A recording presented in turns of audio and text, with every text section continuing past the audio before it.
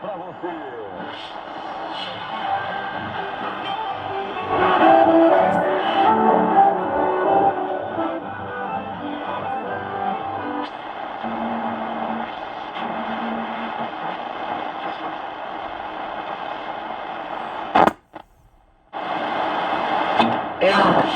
Para mí, el presidente bien.